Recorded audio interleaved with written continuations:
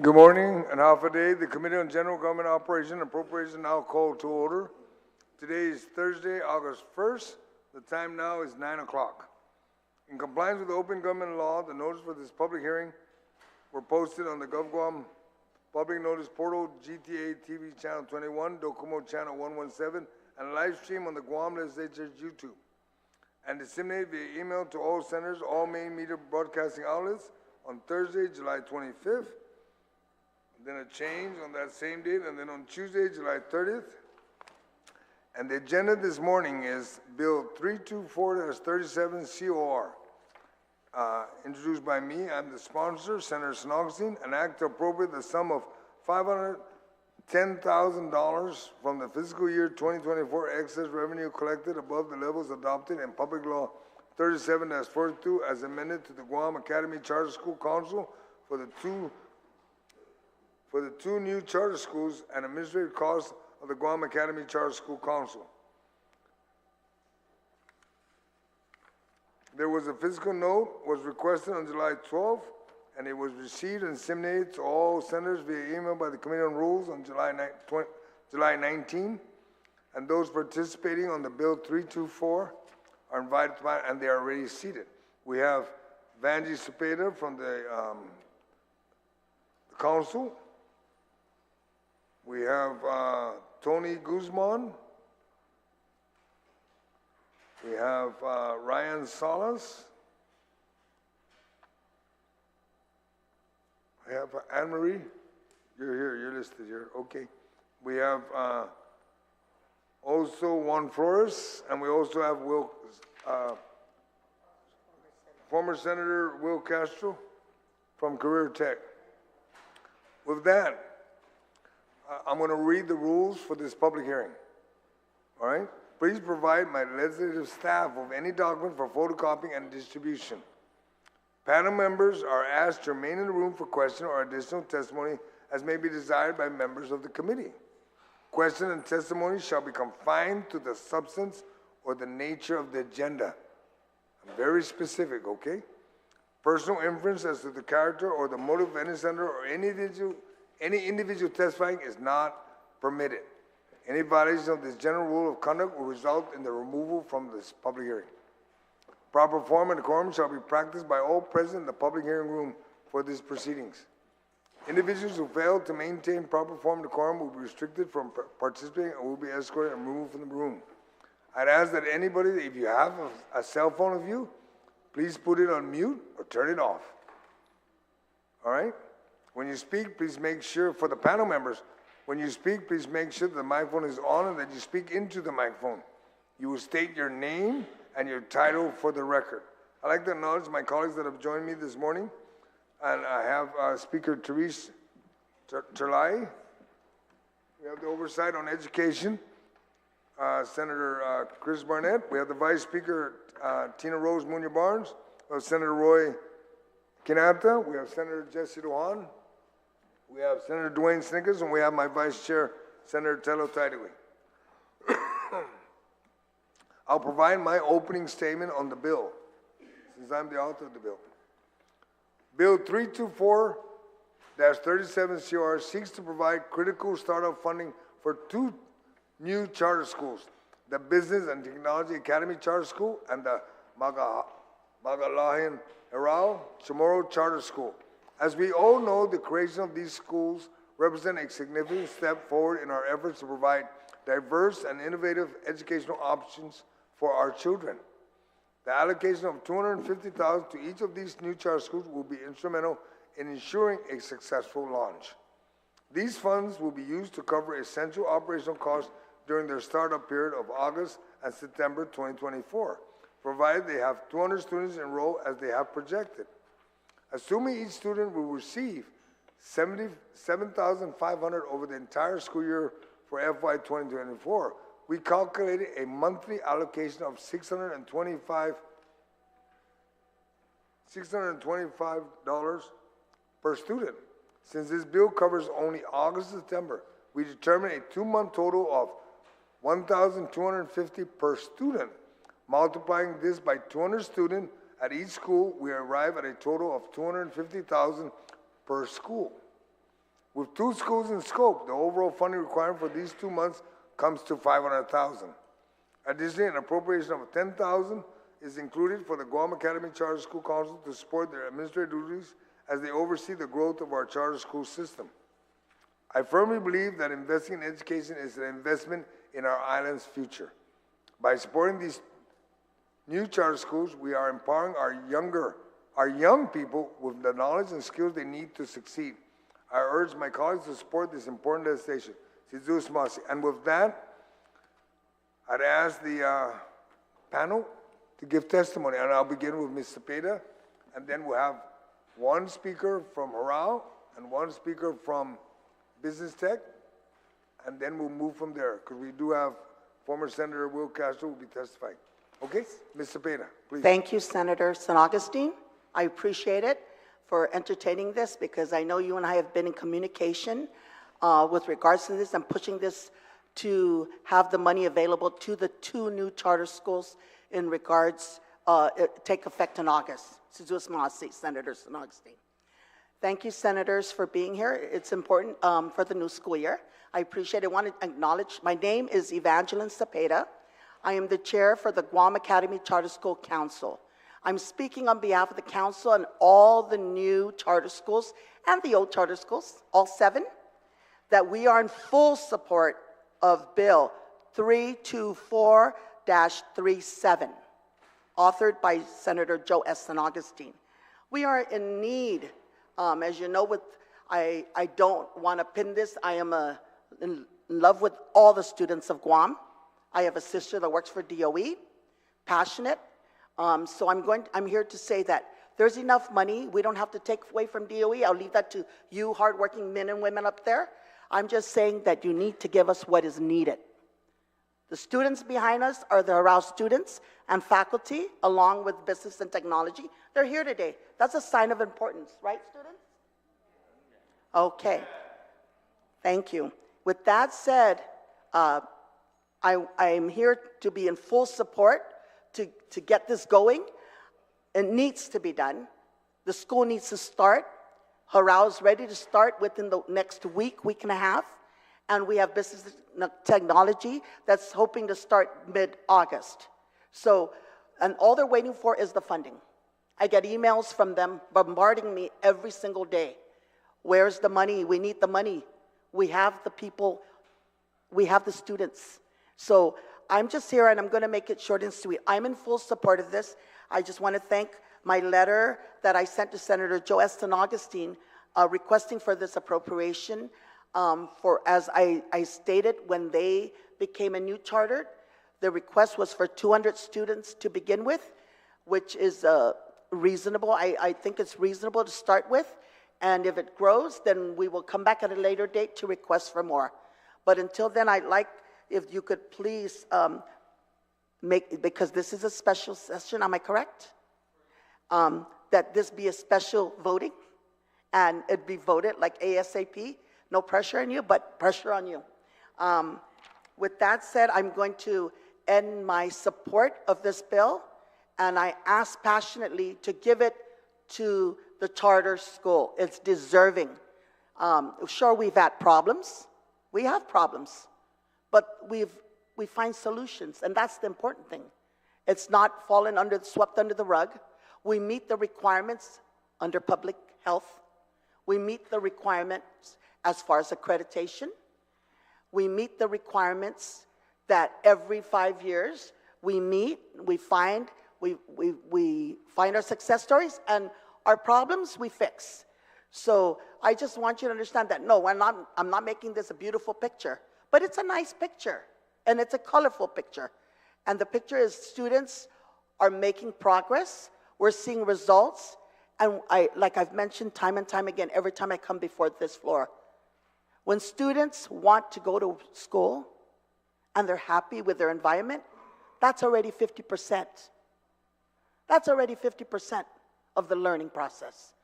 So I know some of you still don't believe in charter school. I'm here to say, walk faster, walk beside us, because charter is the new way. And I'm going to come before this body again to request that we have more charter schools. I'm just giving you a heads up on this. So I just want to say for today, I'm requesting for this $510,000 to be signed immediately so the governor can sign it so we can move forward. Thank you.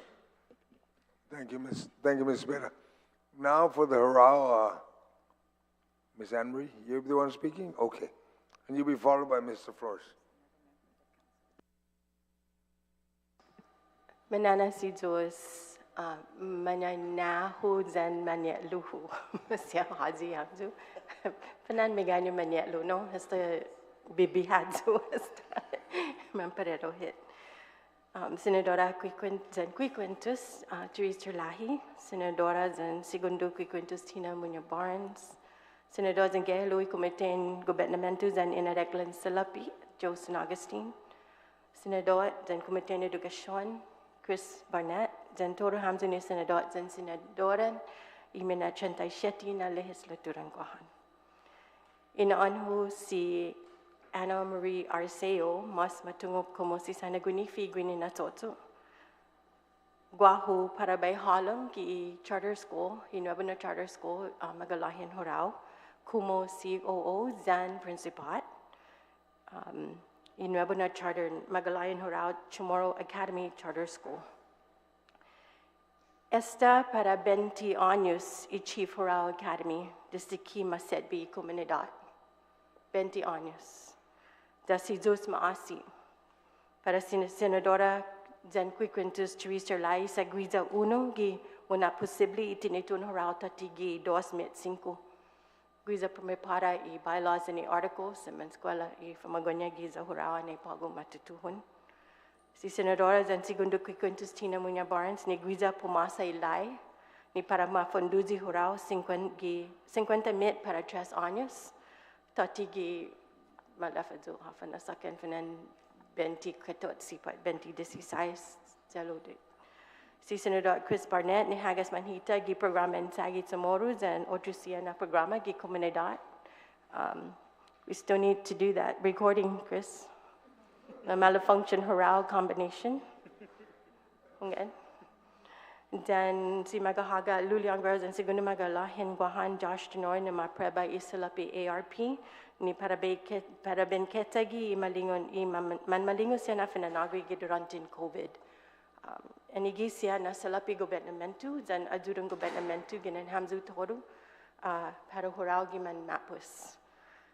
Dangin taatan tati toru sit bishu ni nahudang eskwela horao. Megay animo en nai comunidad ni senior watansa para ulala ifino zang kulturan Chamorro.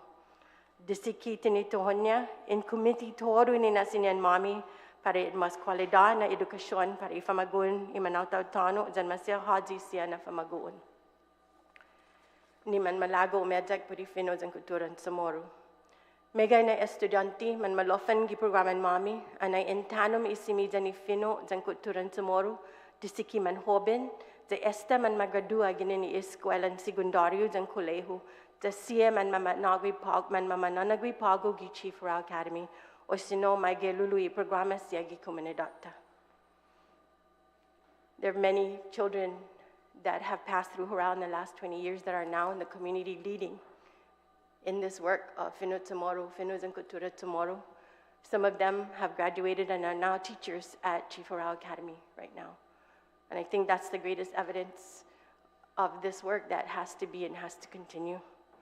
Por ejemplo, si Trevor Ibarra ni man magudua ginin koleo za gagi ginin San Lago za esta bida tati za sesed bita tauta sa matotugi public defender si Trevor como abogado. Todo si Leah za ni famagoon senadoras and Quiquentus man matotutugui huzung, za mageluli todo tatu Chamorro gui huzung. Si Natibo Tano Blas, si Gabriela Lepe, si Polani Paredo, si Eden Cruz, and si Ryan Cruz, ni siya man mamananagui pago gi Chief Horao Academy. These are all graduates that have been through Horao since 4, 5 years old, and they're now teachers at Horao, fluent speakers who can teach. And with, just starting college, with little credits, we train them in-house, and we just do it. And they come in and they teach.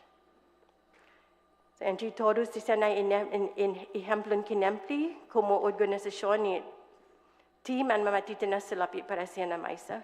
Na falalago eskwela and dididi na ajudan selapi ginin ni gobernamento. We have been a non-profit for the last 20 years, and we've managed on our own. We've tried and tried to make it work, and we've weathered and endured the storms and the challenges just to make today happen, so that you see what we have now and more behind us. Kinamiti ni tautagui ni fumatutui hurao tori sina tempo iman maesta ni unliligui ni toro pagos and toro ni man malofen.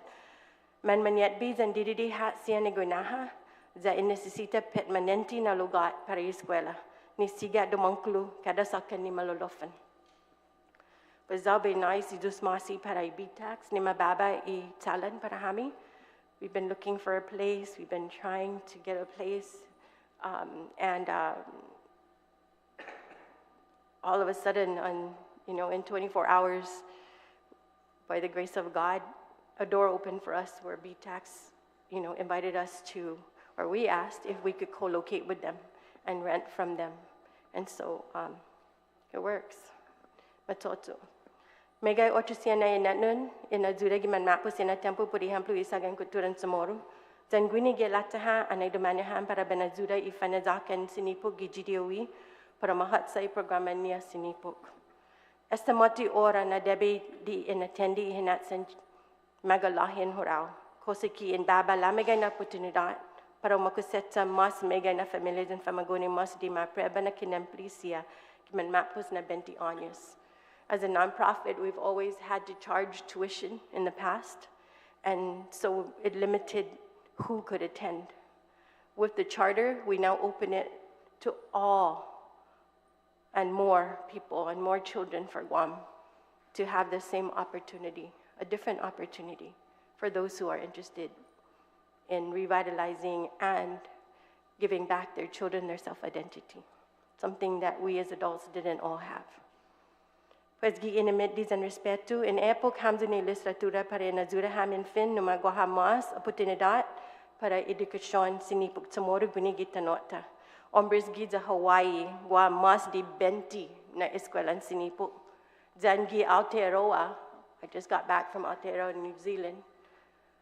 Guamas di 68 na eskwela sinipok. So Hawaii has over 20 schools, immersion schools, and Aotearoa has over 68. We're going on the second, right? In addition to Fanazakan at GDOE. Pues munga hit numanga niza ta alulaji sa tadik malilingui tempo. Esten preba nagabali Chief of Academy para esiman mapus na dos na siklo. Gagigi kanay mizu. Para na preba esti na fondon salapi para na sinya turmano mas megay simiza giman mamayla na henerasyon pamagonta zani familia niya. It's in your hands today. Manyaluhu, para tana posible esti. I think for 20 years we've proven on our own to make this happen, and now it's time we need help in Nasita Azuru to just go all the way and just do this. We've, I think, more than gained the community's respect with all the work that we've done with money or without money. And so now, so that we could affect a greater community here on Guam and in the Marianas and in the diaspora. We have classes that serve the diaspora also. In Necesita Azurun Mizu. Si dus masi para itempon Mizu, zani consideration Mizu, isinapotin Mizu, sinya hafatinas donklo na diferensya gi megay na linatla, iman hoben para tana siguro na makontinua ilinazan linatla, magalain horao para megay na herisyon mo na gitempo. Thank you very much. I'd like to also recognize the fellow Alfonso's here from the council. Mr. Flores, sir, your testimony. Mananas Jews, Manyaluhu, Guahusi Juan Flores, Unuzu gi inetnun tautau ni gubebebednetnu I escuelan BTAX, Zahami in Dumetitini, in sasangan hafasti na eskwela na enhatsa. Pe kentusiam zu ki finot samoro finena sa pe onra hafa I tetsu I maglahin hurao na eskwela na sagan mama na agwi. Zazahu esta na asangan si Senator San Agustin na esti na bill kalan gifino English investment. Sino gifino Zamoro esti I ninain para I mamayla na tiempo. Sa pogo siyempre tahasul sa esti ginasta para I mamayla na tiempo. So hungan now sinangan put business put finatinas salapi, right? Mahahasu hafa in na holum, hafa I ginasta. Sa siyempre loki in hasu hafa siyempre ilii ang ginmagasta I salapi. Esta sangan si Señora Anne-Marie hafa nina I tautauta ni ginastan I chief raw magalangin raw. Guahu ti mafanaw gizu mafinot samoro ani dikikyo. That tiutungo finot samoro tazen of sangan finot samoro esta gaigizu ge JFK the mamana nanagyo. Zawhasu na tordu I secretary gwi saba mafanan secretary I school aides zanenzi man nakaskas turu man finot samoro zaw tungo nangin magahit sinya zu finot samoro sinya mas maulik zo no masotso zanenzu siya tipo tinzania I manyainahu na pabay finot samoro lo man sen man malago na pay fino English sa sinya mahono zu sa sinya eskwela zu sa pasedzo na sinya maulik ni nalao. Lo pay sanganyam zu na anginin hasu pud magalangin hurao hasu hafa esti na ginasta pagu sa hafa sempre mamayla. Sa tahasu 20 años, 20 esta taigwizo kitano 20 años. Lo hasu naman gagagi sempre man hobin, zanoki man amko man finot samoro. Za tipo fan man malefa ni sinanganta gifinot samoro sa estia na lugar I Mariana sa nagwa tauto man finot samoro. Ungan bulagi gi otro banda lo estia na gaigi put fin I lugar para finot samoro. Sa estu na hasu hamzu na angin magasta I salapi gifino English I return on investment sempre maulik. Sa sempre tauto gi mamayla na tiempo sempre magradesi tsetsumizu. Pues put fin put the BTAX Business and Technology Academy Charter School. This is also an investment. And it is a business concept, so we might as well talk about investment. And what is that investment? That investment is to ensure that young men and women walk out of high school, number one, with a quality education that prepares them to be college and employment ready. That means they shouldn't walk out of our campus without the necessary reading, math, and writing skills, so that UOG and GCC doesn't keep complaining about the number of young men and women who cannot qualify for college level courses. That the employers don't have to keep telling us that they're employing people that they cannot really advance because they don't have requisite skills to advance, including the apprenticeship programs. And as a member of the Department of Labor staff, I hear that all the time. So that's one of our investments. The other is we cannot settle for young men and women on Guam to get entry-level jobs. They need a career pathway. And that is a commitment that we're making as well, to make sure that in the fields of business and technology, those young men and women will have an understanding and a commitment to a career pathway. Maybe they won't make that decision in the 9th grade. Maybe they won't even make that decision in their 12th grade. But they'll know that it's critical for them to develop a pathway, not just an avenue to get an entry-level job. That's no longer adequate for livelihood on Guam. And I want to let you know that that investment in preparing the young men and women is not one-sided, because the business community on our island is desperately calling out for good people for their companies. And if we don't provide that stream of young men and women who are coming out and getting jobs, we are not supporting the lifeblood of our economy, and that's our business community. And I've been an educator all my life, and I can't say that in all my career that I've always advocated for what's good for business. But more and more, I have a greater appreciation for the fact that when we support our business, and we've seen it, we've seen entrepreneurs, we've seen big businesses, we've seen small businesses thrive on our island because they have the people to do it and because they also make the commitment to make their investments. And so I ask you to think about what's the return on investment on a school called Business and Technology Academy Charter School. And that is to make sure that there are young men and women out there for those jobs, that they have the right perspectives on career pathways, and that they have the perspectives of what it means to be sound individuals in the fields of business and technology. Both of which, 40 years ago, 45 years ago when I started in my career, I was told there are going to be jobs and we're not going to know about. And I poo-pooed that idea. I said, there's no way. Now we're living that. And we don't know what business and technology is going to be like in 40 years, but we better get our young men and women ready for it. And I want to tell you that I want to emphasize that the investment you're making for the next 2 months, and I want to give you a little bit of a litany, because we're not going to have enough money for everything we need, but this is going to be a big chunk of it. And the chair of the board and the other members of the board are committed to finding the resources so that we start right. And it's to make sure that our campus is renovated and passes health, fire department, and public works inspections. It's to make sure that we get student devices because we're going to be a fully digital school. To make sure that our classroom furniture reflects what's like in the business community, not just getting secondhand stuff. To make sure the students know that we value their presence. To make sure that our online curriculum, our online resources are the best that are going to suit the needs of the students. And to make sure that we hire and compensate at the best possible levels the men and women who are going to lead our students, who are going to facilitate our students' learning. And part of that expense is to get them started right now in professional development. Because there's no way you could start a school. I envy what Senora Anne-Marie has, because she has a group of young men and women who already know what it's going to take to go into the school.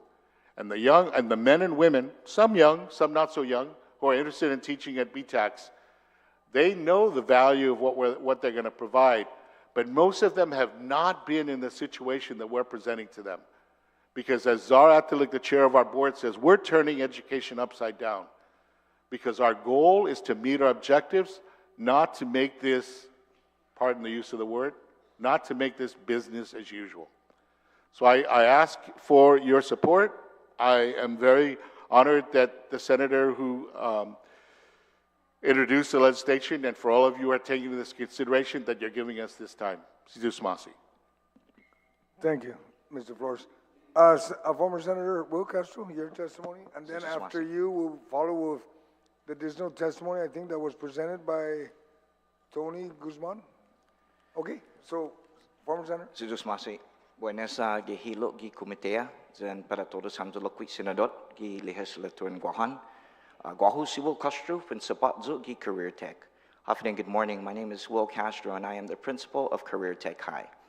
Antes no hutatun, estino testiguhu, malagdo bis sangana husopopati estina priniponi. I support unequivocally Bill number 240-37 as proffered. I submit my testimony in humble petition that we also remember those who have come before the two new schools, and if I could relegate my testimony to the cover page. Mr. Chairman and members of the committee, this letter is in full support of Bill, I stand corrected, 324-37. It's an appropriation and a release of funds prior to the start of the academic year, and if I could summarize, it's a wonderful first step forward to be able to provide seed funding at the beginning of the fiscal year because of the misalignment between the academic year and the fiscal year. Most schools begin in the first week of August. With Career Tech, we start on August 8th, and we know that the fiscal year begins October 1st. I'm also asking that you consider Career Tech's planned enrollment, which has been adequately communicated to respective stakeholder organizations, to include the Guam legislature, to include our good chairperson, our #1 champion for charter schools, Ms. Evangeline Cepeda. Of course, is well documented to Cognia, our accrediting body. I'd like to close by saying I wholeheartedly affirm and support the concept of a return on investment. I think the two investments before us and before the people today are going to be wonderful ones. But may I petition that you don't forget those that you have already invested in, that have the stamp of approval by an accrediting body for 6 years. That investment has paid off. And I'm asking that you continue to sustain our growth as affirmed by Cognia. Thank you, and Zeus Masik put esta na oportunidad. Thank you, Senator Castro. Now, on the Rao side, I think Mrs. Guzman, right? Or Anne-Marie? Tani Guzman. Or Tani, sorry. Tani, go for it, girl. Hafaday Honorable Senators, Guahusi Tani Guzman, a parent of 2 children currently enrolled in the GDOE Fanazakan Sinapuk program. My daughter is one of 7 children that are in the pilot class of the program heading into 5th grade, and my son will be going into 2nd grade. As an indigenous Chamorro who was born and raised on the island and did not grow up in a Chamorro-speaking family, I found this program to be so progressive in getting my kids to have what I didn't, an opportunity to learn our indigenous language in such an extensive way. Being a parent of the very first class in this program has been so gratifying. However, there have been many times of doubt as I feel the first class piloting any new program tends to be the experimental group. Each new year that our children move on to the next grade, we are always left in the dark as to who the new teacher will be, right up until the new school year starts. Also, there has been a lack of Chamorro-speaking TAs for the program just up until this past school year, 2023-2024. Additionally, we were told our children undergo tests or assessments at the beginning and end of each school year, but we have yet to receive any tangible test results from those assessments other than the fact that our children can speak and understand the Chamorro language to a certain degree. Throughout the 5 years of being with the program, I felt an overall lack of support as a parent. From the start, there were no programs to engage the parents other than Escuela Mañana classes offered once a week by Chief Harao Academy. Last school year was the very first year that the GDOE Fanazakan Sinapuk program had actually had us form a parent body called IMETSA and be able to be more involved with the program. I happily took on the role of being a chairwoman of a committee called Ha'anan Familia, which plans family days and creates avenues for parents to be more involved, among being active in other committees such as Escuela Tatlu Gihelu, which is dedicated to supporting the creation of the middle school program.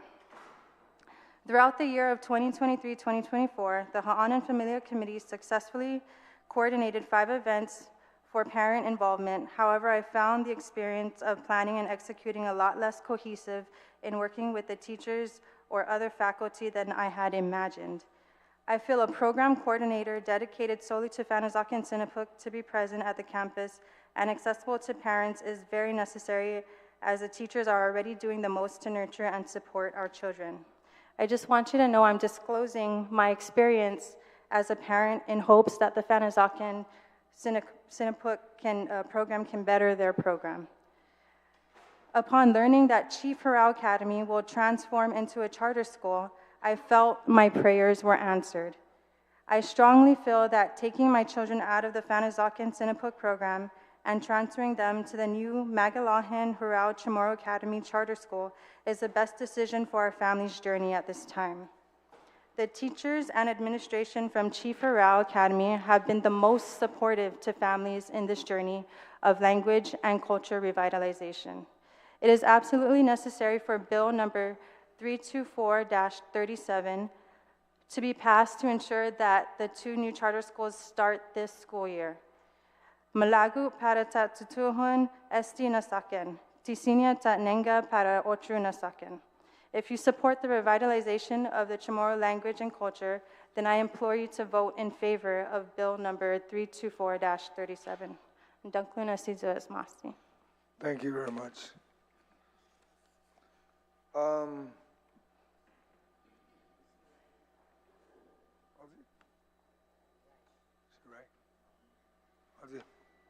Guam más poco entusiasmo, okay? No, okay. No, I'm just looking at the list of the sign-in, right, and I see a lot of check mark for oral, but not everybody's speaking. I just want to make sure we make it very clear. And before I ask for testimony of the committee, I just want to make comment first about the Harao. You know, when I was on the Board of Education, I was with Vanji, we were on the Board of Education. I've been pursuing that. And you remember, Anne-Marie, back then, I said, why aren't we building a Chamorro school like they do in Hawaii? You got a full-fledged school for Hawaiians. Why don't we have one in Guam? I tried that at the Board of Education. Now you got a charter school. I even promoted this for FQ Sanchez. You know, when we pushed for the funding of the renovation of the school, I convinced the mayor, pursue a charter school. And I'm very happy that you're pursuing a charter school. Because you know what, as soon as I heard about that, Mr. Payne and I talked, and I said, give me the amount, and let me introduce the bill. Let me introduce the bill as soon as possible, because I want to see this take off. The time has gone by, too much time has gone by. You know what I mean? That let's not lose any more time. Let's just pursue this and move forward. That's my attitude. And that's why I introduced the bill right away. I mean, I called Vanji 2-3 times. Vanji, where's my letter? I'm just not going to introduce it without any support from the council. And then at the same token, we talked about, wait a minute, you got business tech. I said, demand dos. We got to make sure the investment for RAU is the same emphasis for the investment for business tech, because it's a good program. There's no doubt about that. It's an investment for our children so that we can move forward. I mean, I appreciate Senator Will Castro's statement about we don't want to miss out on the other charter schools, but we'll figure that out. We're moving forward, and we'll figure out what we need to do, if any amendments needed on this bill, to cover the other charter schools. But I want to make sure first we don't lose our focus on RAU and business tech. That's our focus. If we need to amend it to add the additional funding as may be needed for other charter schools, I have no problem with that. I have no objection. But I want to make sure we don't lose focus of RAU and business tech. There's a priority. Once that's done, anything else, go for it. You know, English, bueno. Te spian penos de tana, te spian la atención manuta. Basta ma mascusa ni why we're not doing it. Let's just do it. And with that, I'd ask, I will begin with the speaker, followed by the vice speaker, based on protocol, speaker, vice speaker, and then we'll move to my vice chair, and then the oversight, and then Senator Roy Kenneth. Madam Speaker, you have any questions for the panel? Situs Masi, Mr. Chair, and all of you who've submitted testimony, thank you for being here this morning, all of you, and for your testimony today. So for the Charter School Council, thank you as well for the members who are here. So do the other charter schools budget for FY24, the one that we're in right now, did they include budgets for August and September? Yes, they did, Speaker. Okay, so that's expected, right? So they're going to budget beginning August and then all the way through the next opening of school. That is correct. All right.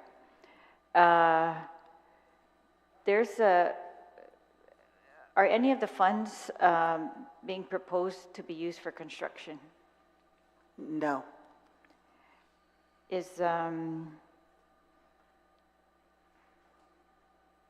one of the parts of the law for the charter schools says that they shall incur no expense or obligation in excess of approved budget, and the government of Guam will not subsidize any indebtedness accrued by the charter schools if approved budget by the Charter Schools Board of Trustees exceeds the appropriated amount of set forth by the legislatura. Has the council used all the budget for FY 24-25? So FY 23-24? As of today? As of today? Have they budgeted it out to the end of the fiscal year? Yes, we do. This is why we're requesting for 10,000 admin costs, because we are at zero. We've, we have used whatever monies we have is being utilized and disseminated to the charter schools, and they are definitely using the money that they are appropriated for. Okay. So I have no issue with appropriating for charter schools who are going to be opening right now. This will bring us to our maximum of charter schools, right? Correct. Under the law. And are these charter schools required to be, do they have sanitary permits? All the charter schools that we have right now do have sanitary permits. These two new charter schools are working, they've been working at this aggressively, and that they are aware that it needs to meet that standard. Okay. So for the 10,000 for the council, so the money for the schools, that's clear, but the 10,000 for the council, it says it's for advertising and stipends, and that was not budgeted for in the fiscal year? This is like Speaker, asking for what it? we have is the money we've asked. We've never really asked since the time in the inception of charter schools. The council's never asked any money for whatever was given to the council. Left over, we worked around it. Worked around with DOA. We take second hands. We've done that. And we're okay with doing that to this day. But just keep in mind, 3 charter schools opened. We had to do with the open government law. We had to advertise it, call for a public hearing, go to the different, mayors. We had to do all this. That was added cost. We paid that, just so you know, we paid that, but we are at zero right now. All right. We So are how did you pay that if it wasn't budgeted with, for? with the funding that we had under the admin cost, which was So you very did- minimal. So you do budget for admin costs? We do, and we've never requested for an increase. That's the correction I Okay. need to make. All right, and so, yes, now you have to advertise, so there are increased costs for advertising, I agree.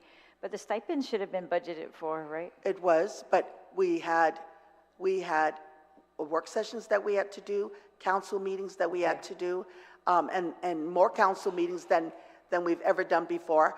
And so when we had that, I said to Feli, who is our admin, I said, pay that because that's the law. The council can wait for the $50 stipends. And so that's where we're at, which is true.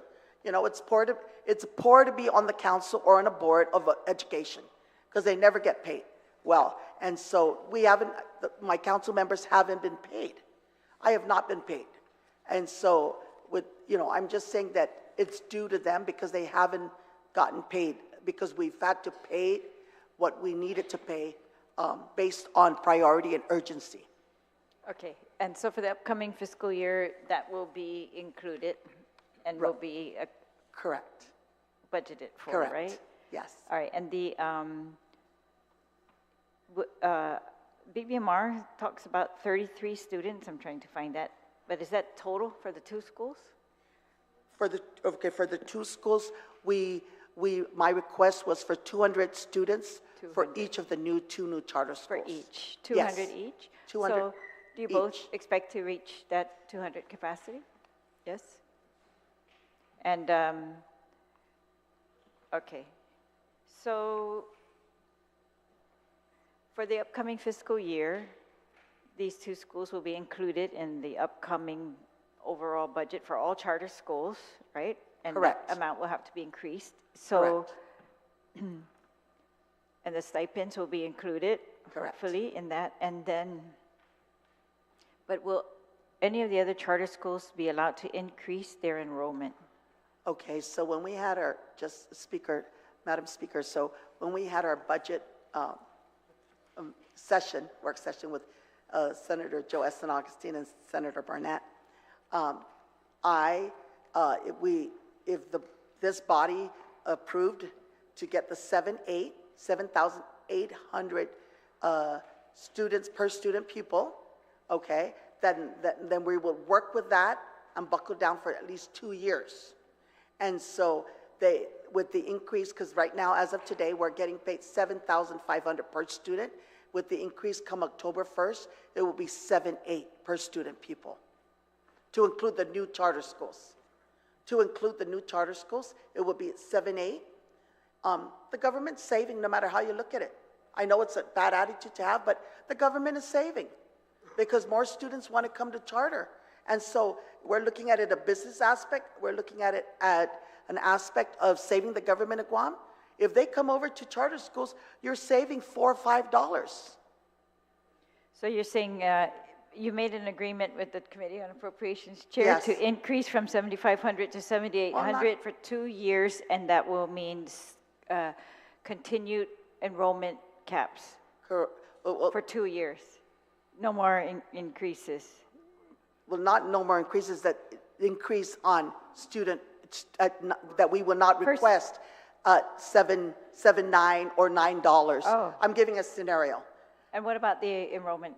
The enrollment, amounts? it varies because if they come in and they may request, as long as the facility can accommodate the students, then we may come before this body to request for more, for increase, in, not on 7-8, but on student population.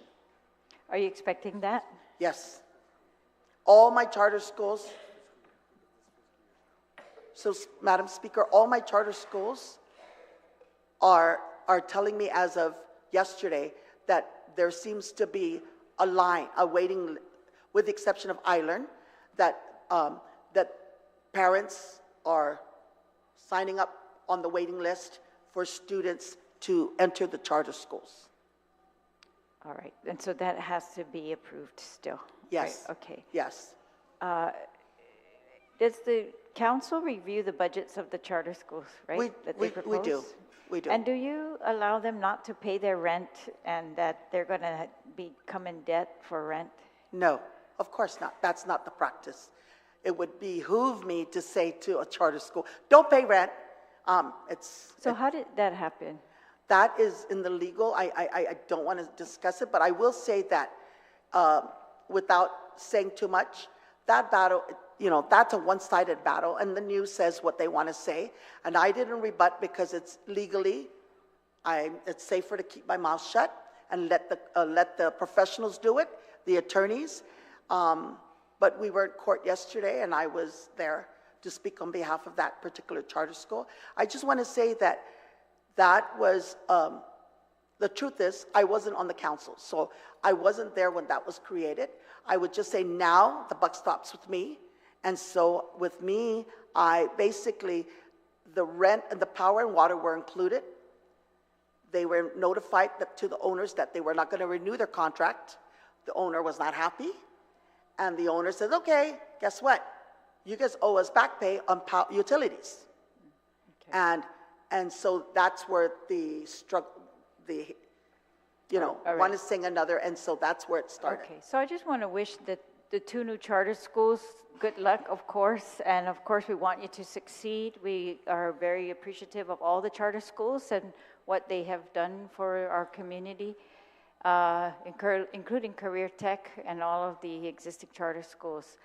So, but please, this is the people's money, and while we're putting it to a very good purpose and investing in your schools, we have to be very responsible with this too, and we cannot, come back and say, oh, we didn't budget correctly, and now we need. I just say, we're also, trying to balance DOE, and they are on a whole other level of need. So we have to, just be very mindful of that. So, si Diyos masi to all of you. Madam Speaker, I'd like to invite you to each of our charter schools. I've been to many of them. Thank you. Good. Thank you. Thank you, Madam Speaker. I just want to make it clear, when we discuss the budget for charter school, it's under the assumption and agreement. Yes. We're going to put it in the budget. Correct. Now, the add-on for the 2 new schools, your 200 is what you start with. Come October, we'll put it in the budget. The body's going to see the budget. It's going to reflect. You got 200 for this school year coming up. Any other increase, you got to wait until the budget season starts. And understand that if you want to increase sooner, you got to understand the mechanism is in place. You understand what you're dealing with, and then we move from there. Madam Vice Speaker, do you have any questions, please? Si Diyos masi Mr. Chair, and Mananasidu Samjotorus, Kage Gwini. It's such an awesome feeling to see, especially a lot of the students here that are participating in the immersion program or Hurrah, and for those students that have been taking and going through the Hurrah program for the last 20 years since its inception. I've just continued to see it grow, no matter how difficult it has been. You've always been resilient and has always overcome the many trials and tribulations to make sure that we protect, advocate, and perpetuate who we are as island people and an indigenous group. Mr. Chair, before I start my questionings, I would like to ask the former senator, good morning, Senator Will Mananasidu. You spoke on your presentation about needing money for the increase, right? So I wanted to ask you, or at least for the sake of the committee, how much were you asking for, additionally asking for? Because you said it was for the increase of the students? Ungyan, Okay. Vice Speaker Sujus Masi Puri Fenasamu. Yes, the increase is for the difference between the current enrollment and the anticipated increase. And if I could just speak a little further, when we're asked to budget, we submit a budget which takes effect October 1st. Lohaminay, Giskwalata, I don't know a single school that opens in October, November, or December. And if they do and it works for them, God bless them. However, Career Tech situation has been planned growth since the first inception, since the initial documents were submitted for its initial charter. I can say for the record, as a member of Career Tech, this is the Junio 2023, that we have been communicating in writing and verbally our anticipated growth. Actually, more so, Vice Speaker, we've established as a matter of public record consistent growth on average, and I'll give you a conservative amount of 75%. Went from what, 15, and the former principal here could probably attest to this and correct me if I'm off by 5 or 10, from 15 to 30 to 75, we're at 140. But what's interesting, as I mentioned in my initial testimony, is the misalignment between the academic year and the fiscal year. I agree that these schools and other schools who have planned whether to start, which is a form of growth, get that seed money because of the misalignment. But what's happening in effect right now is we're eating the costs to enroll our kids beyond 140 because, in good faith, it's been communicated, both at the council level and again at the subcommittee level, that there is an anticipated approval for enrollment. And as a matter of fact, if I could just strengthen our position, again, not to take away from the incoming charters, which are great, to strengthen our position, we submitted a floor plan that can accommodate in excess of 350 students, but we want to have controlled growth at Career Tech, controlled growth that Cogni has acknowledged and fully embraces. So the short answer is yes, we would like, at the very minimum, ma'am, to be at parity with the new charters at 33 students. However, our planned growth is up to 200. We hope that they can make a consideration post-April of 240. We'll eat that cost until October 1st. But if you could find an additional 250,000 so that we're treated equally, equitably, and given fair opportunity to petition for the same, that would be greatly appreciated. Thank you.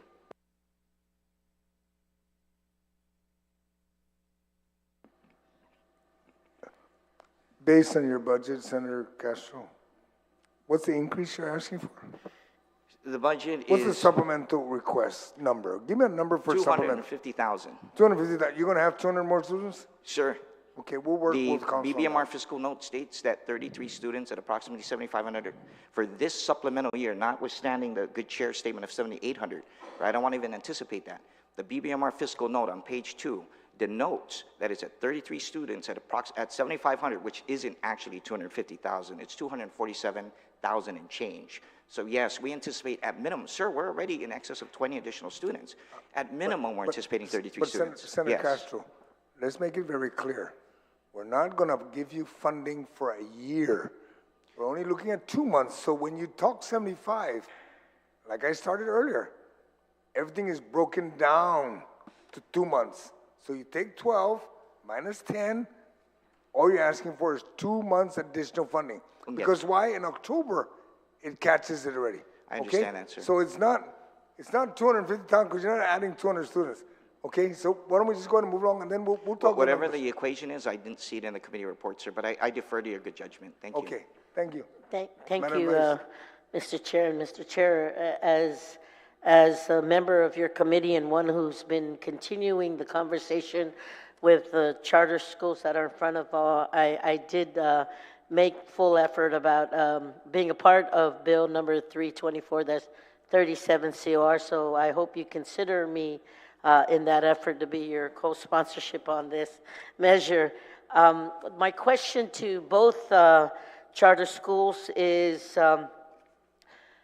we talk about enrollment, right? And the enrollment is at 200 students per school for the initiation. So my question to both schools are, how are you planning to handle enrollment, specifically in the event you get more applicants than slots? Should students expect a first-come, first-serve process or a lottery? Either or can start. I understand there's a waiting list. Gilai charter school elect niya ha gwina first come first serve hadi mona ochu current enrollees hadi musquecola esta, they have a priority, right? So in that order, and then third is if they have a sibling, we need to find a slot. So let's say the current enrollee is there and then they have a new sibling coming in. Those are priorities we need to look at, and then the last would be lottery. And that's according to the charter school law. That's So what we todo need to dulu follow. gagi lai esta. Hungan. Okay. Yeah, educate para benta tizi. Sa esta matutudai enrollment nitin advertised jubia. Esta So we already, haven't advertised. I know and because we're getting calls if we got connection. Yeah. I said, no, Okay. there's a statement. I wanted to make sure Ekwa because hafate there are a lot mano of go. folks listening to this. Juan? Hungan. Senator Anne Marie is correct that we will follow the law in terms of wait lists or anything like that.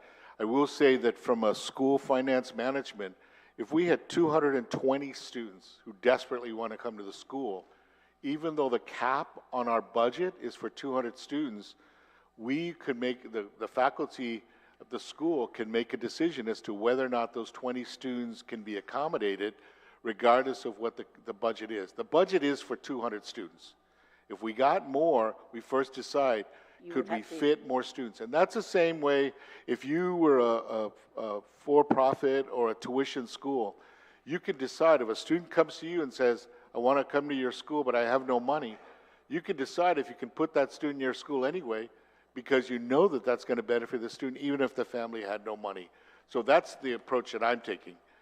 That I would recommend to the board is that we would continue to enroll students at a certain point to the extent to which the faculty feels we can accommodate those students. Thank you, Juan. Given that both your schools have specialized focus, right? Chamorro immersion and business curriculum, how would you describe the local talent pool of people who qualify to teach your curriculum? Either or can start. Senator, the four core academic courses are the priority right now. And that's to get teachers in English, math, social studies, and science. But the reason why that's specialized is those courses will be taught within the context of business and technology. So a teacher who's going to teach social studies doesn't just have students memorize the dates of the wars. But the teacher might have to help support a curriculum that says, if you're studying the history of the Vietnam War, to what extent did that help the economy? To what extent did that affect workforce? And that's something that we should talk about historically, because that's what's happening now. How is our economy affected by the aid to Ukraine, by the fact that we're dealing with what's going on in the Middle East? How are jobs affected by that? How is our economy, even on Guam, affected to the political tensions in the East, in Asia? That's a business and technology issue, and so the courses will be taught within the context of business and technology. So we're first going to get those teachers. I've met with some prospective teachers. Because we have no funding, I've not offered any jobs to any teachers.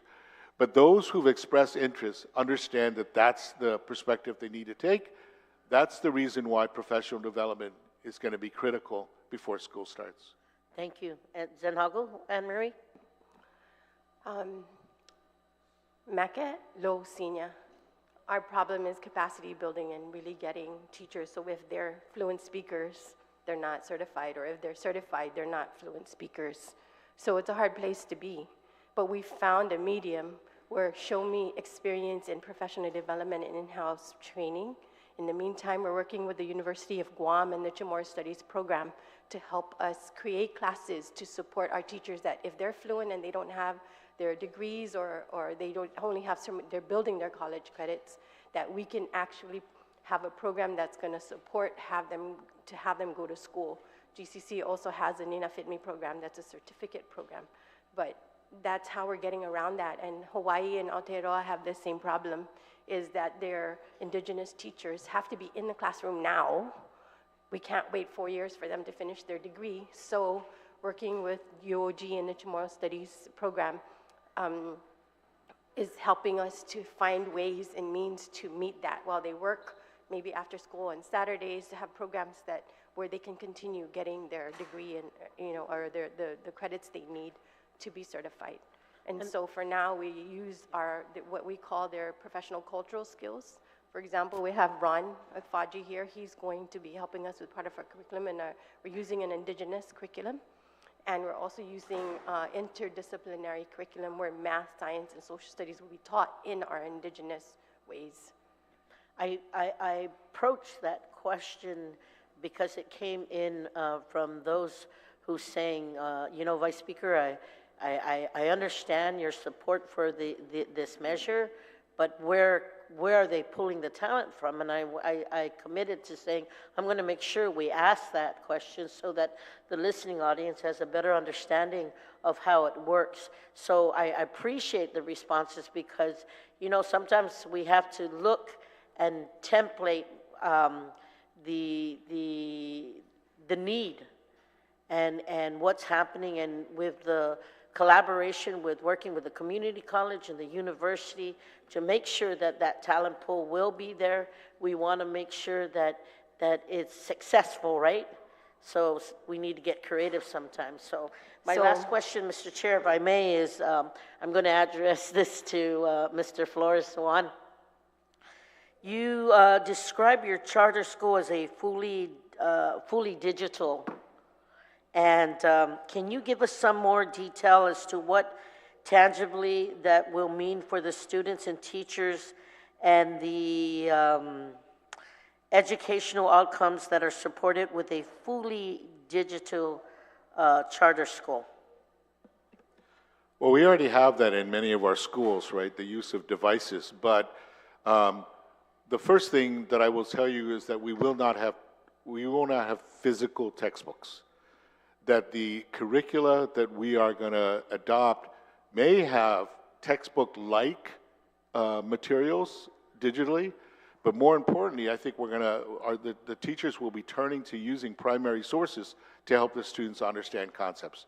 So instead of a textbook company telling us what we need to teach, we're going to get the teachers to help the students figure out what are they saying out there in the world.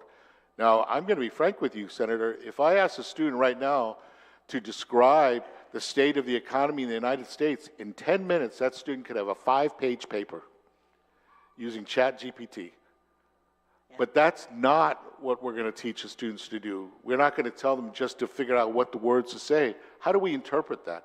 What is the effect on your local economy? What's the effect going to be on making sure that they are learning what it's like to be in a business community if they got that information? So the digital use is to gain information.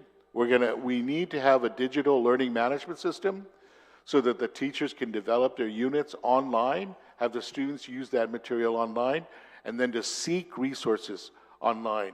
Because any print material right now, if a textbook comes out tomorrow, that textbook is already 5 years out of date. And it's already determined by, and I went to a conference where this was confirmed by people on the mainland, most textbooks in the United States are guided by the state departments of education in Florida, California, and New York, because that's where the largest populations are. That doesn't necessarily mean our concerns here in the Pacific, in the Western Pacific, our concerns in the Marianas, our concerns in Micronesia are going to be addressed. We want the teachers to have that option of determining what information students should hear about, how they discern that, and how they use that information to meet the standards. So our curriculum is standards-based. If we're asking students to determine the difference between literal and inferential comprehension in English, you could do that any way you want. The materials will be determined by the faculty. The standards are going to be determined by the Common Core state standards. Thank you. And Amory, on that line, can you give us more context to what goes into your planned indigenous curriculum, and how will this approach be applied, as you also mentioned, to core classes like math and science? So we're going to run the school on a community-based. We're going to get the elders involved to come in and teach. We're going to involve our indigenous talents and experiences. We're going to take math, science, and social studies. Let me give you an example. So we have Ron here, who's going to build the Gumasakmen, and we're going to partner up with BTAX for their high schoolers. But the parents, this is going to be very, very family-oriented. The fathers and mothers would take roles in these activities. And we're going to, instead of just teaching math, we're going to see how, for example, if we're building a Sakman, they can do model canoes because they're only kinder to 5th grade. Instead of going out to hammer at the real canoe outside, they'll build model canoes to measure and see, use math to measure their canoes, and then use science to see how to navigate. I teach them a little bit of navigation according to the scaffolding in each grade. And then for social studies, how does it work? What is the role of a man and a woman, or the men and women in the community and the children? What are their roles? So just as an example, we're going to bring it to life, and there's going to be a lot of hands-on. We're going to work with the Zoamti community to use that for planting, right? What are the most important things we plant, and learn medicinal and herbal? What are our ways of life as indigenous people? And then still be able to meet the standards of, globally and nationally, to be able to take that and say, but apply it to their livelihood, to their lives. Why is that? Why is math important? Why is science important? What does it mean to measure the growth of a plant? Because I can plant and I can live off of that, And we got to start them young. And so, just as examples, those are certain examples that we're using in our curriculum. But a lot of community resources coming into the school, the elders and what they know, and bringing them in to still be able to teach our kids and bring them back to basics. To appreciate respeto, to appreciate inafamalik, to appreciate living off the land, the connection between land and sea, all the basics that our children don't know because they're too busy on their electronics today. So just bringing that back and making it community-based so that the community has say-so in our school, to say the elders have a say-so, to say what is it that we really want our kid to be at the end of their 5th grade year, or as we take it to high school. How do we want that child, as a whole child, to learn? What is our dream about this child? That they know who they are, that they speak Tomorrow, that they know the values, that they know how to live off the land, and then be able to go out and take that and use it in the world.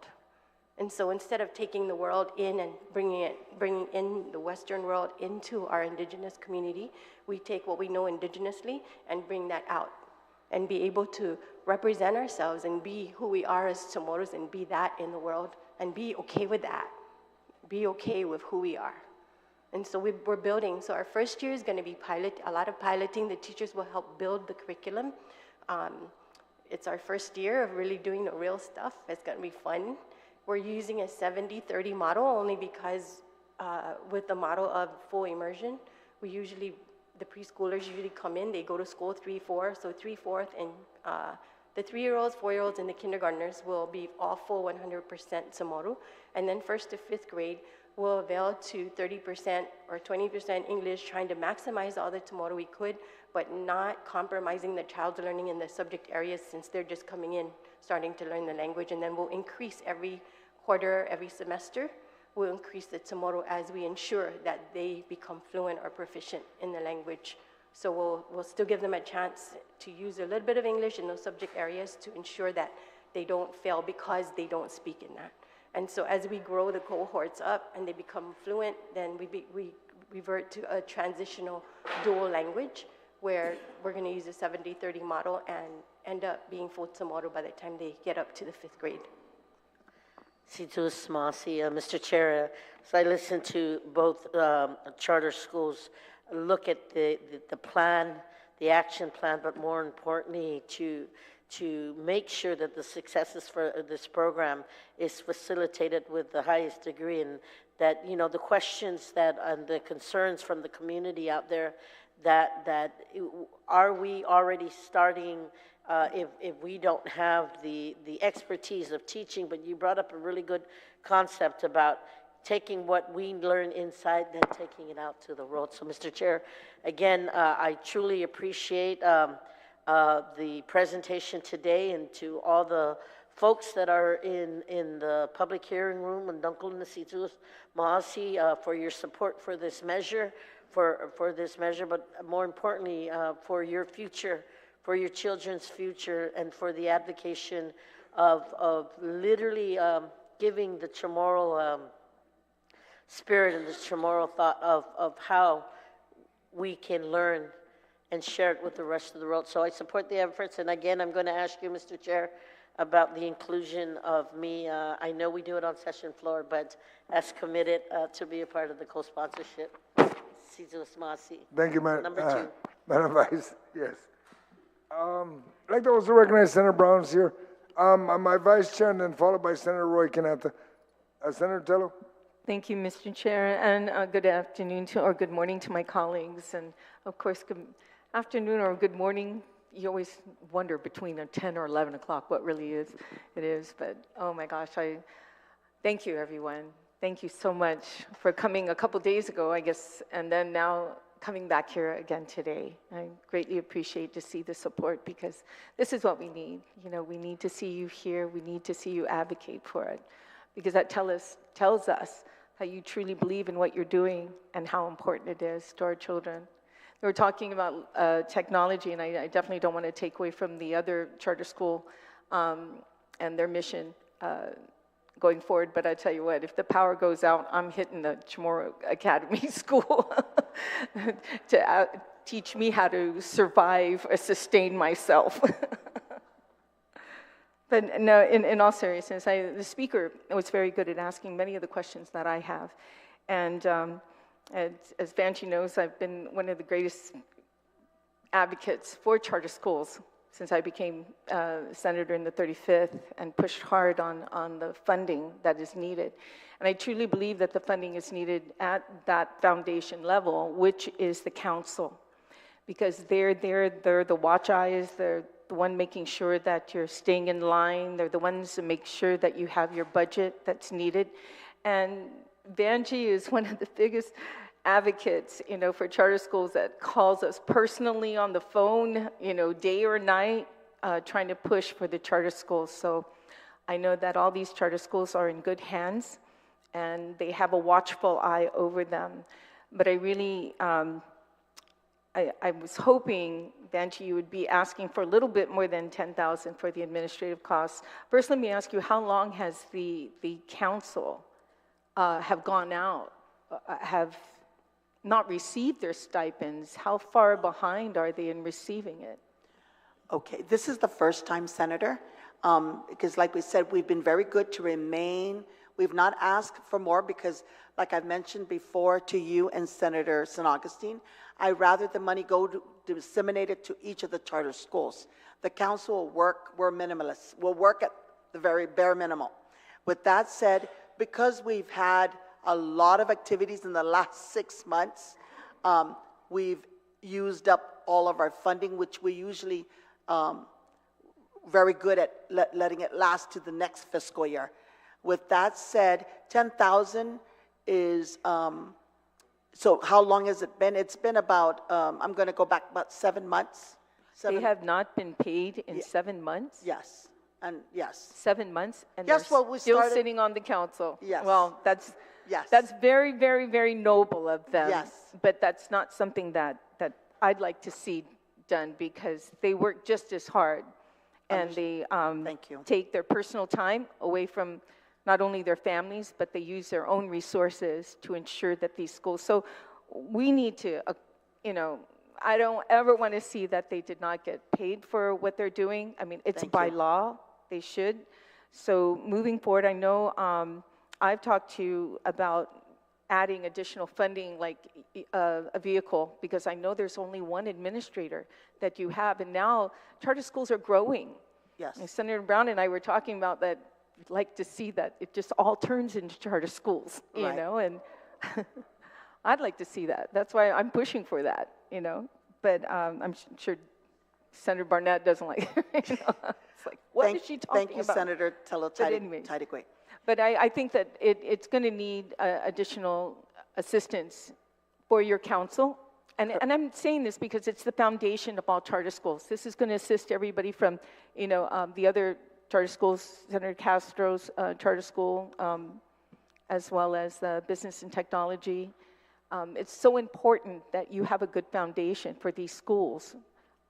And with only one administrator, it's going to be very difficult. So I hope that moving forward, we need to talk about maybe getting a vehicle to do the inspections of all Yes. these schools, to have one other person on board at the council to daily check up on these charter schools and the needs, and if there's any indiscretions or anything that's going on that needs to be addressed. So I don't think 10,000 is enough.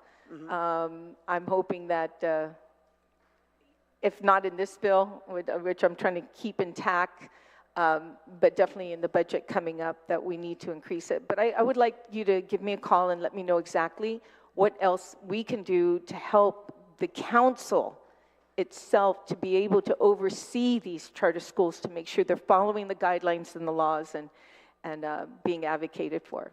Okay? Thank you, Senator. I appreciate that. We've done well, right? We've done well as a whole in the charter schools. And like I said, I'm not going to paint this picture that it's perfect, because we've had problems. And we have right now one charter school that's going through that legal process. But we are trying to resolve it. And at the end of the day, we resolve things. We don't sweep it under the rug. With that said, I appreciate that. I did request for the new fiscal year a little more because of everything, supplies, just everything, gas allowance, because that's another way we've put the budget, is instead of getting something like a new vehicle or another additional staff that we may consider maybe in 3 years, we have gas allowance, and we take it from the admin costs to pay for gas, for mileage, stuff like that. So we try to keep it at a minimal, because I, as a council member, I'm speaking on behalf of me, I rather each dollar goes to the charter schools. For me, the more the merrier. And I know Senator Joanna San Agustin and I, we talk about this. If you could give me $12 per student pupil, I take it. But I am a realist. I know that I'm not going to get it. I'm not going to put DOE against charter school, because I understand the problems that exist at DOE. Yeah. And they're real. And we have real problems as well. Sure, can we give us more money, 300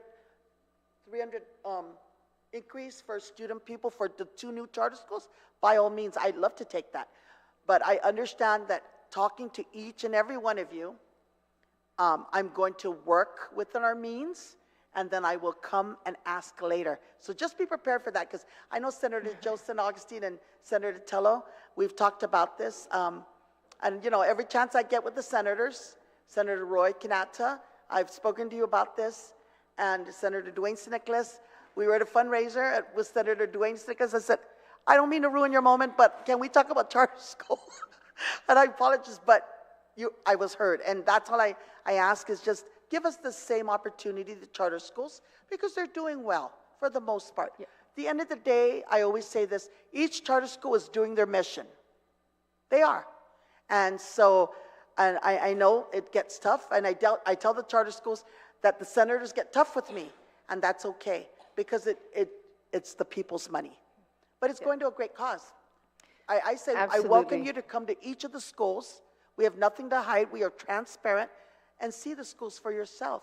Once they open, both the new charter schools open, please, we welcome you to come and see it for yourself, and the other charter schools, Right. because we have nothing to hide. And transparency is our motto here. We have nothing to hide and more to show.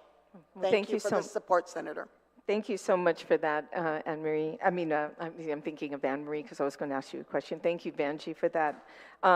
Just a real yes or no. Have you received any ARP funding for the charter schools?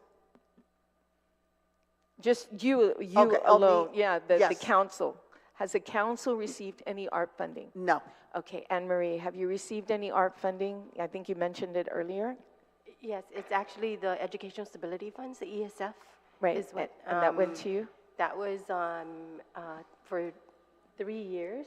3 years? 3 Okay. years. And that will carry over different. into the new charter school, that No, funding? it's already ended. It's already already ended. done? Yeah, You've already we had it fulfilled for it? 3 years. Have And you then- sought additional funding? And can Guam Charter School be able to, Haral be able to seek donations for your school?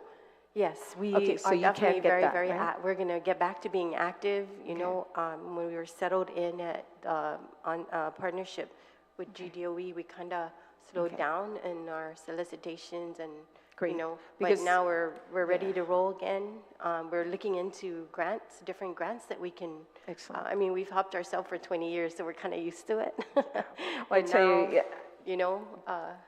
we're- your we're website ready. your website alone is amazing. Whoever It's created that website, I want to go back to school. It's a beautiful website, well done, Yes, well it done, just very was. encouraging. If anyone whoever did that must be a marketing major, My daughter, Anna, Oh, she was the she's principal of the school. excellent back excellent then. job. Yeah. Very encouraging. Our language is our identity. It sure is. That's all we've got.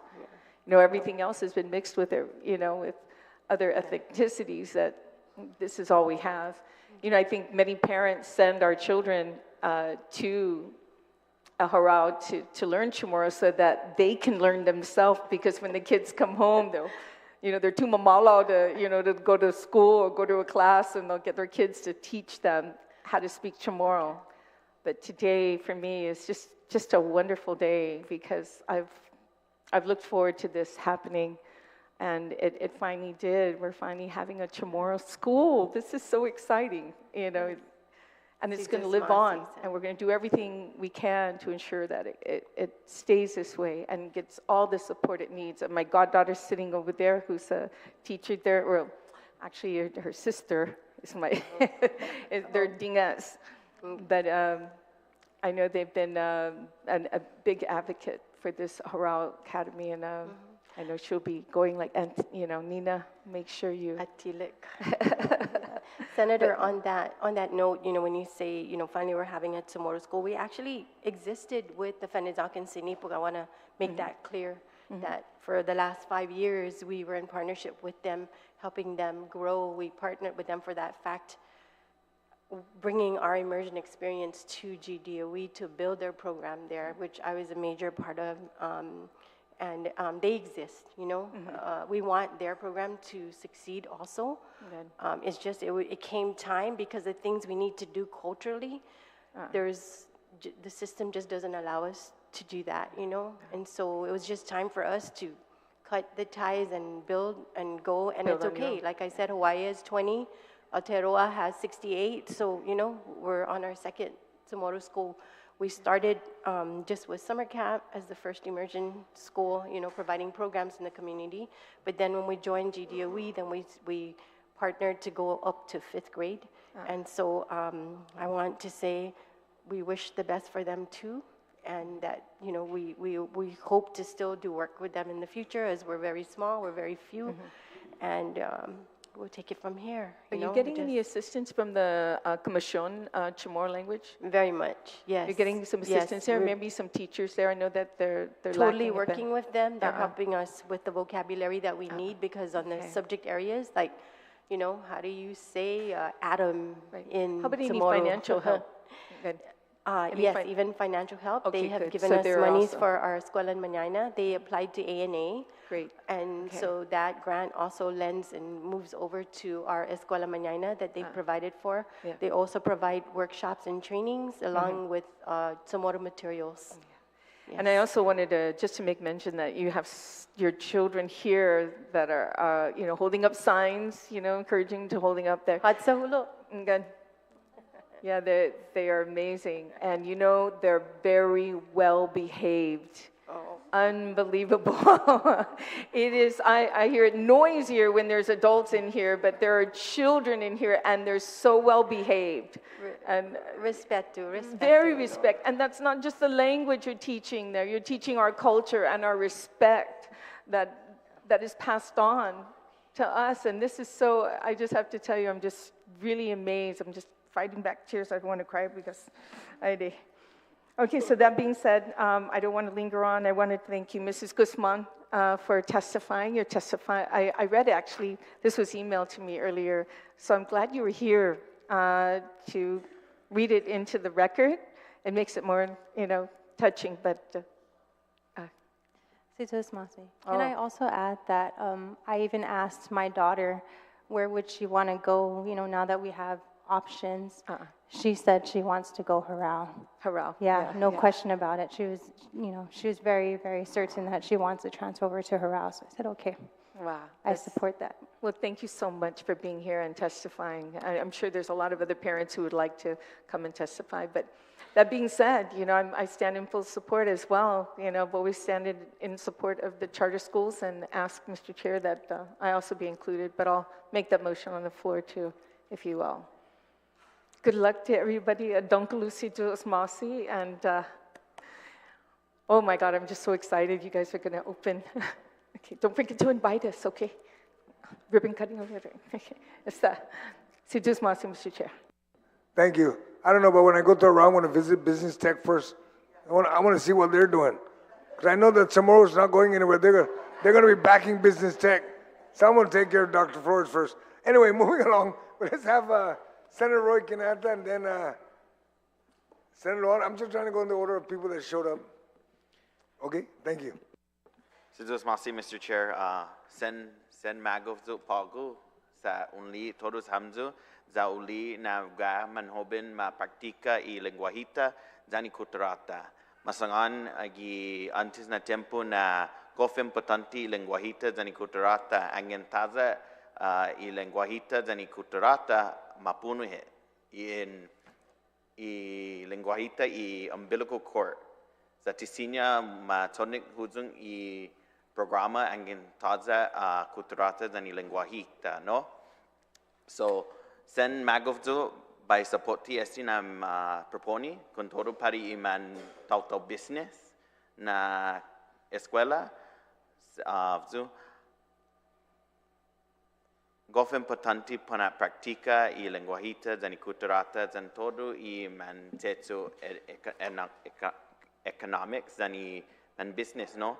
So, enoha by songen taza question para hamzu sa esta utungwa gi zoku botu para un support hamzu za necessário puna tonic mas sa demashao para hamzu para ifamaguan para tatauta za uhasu I zoku maestro si senor Paredo,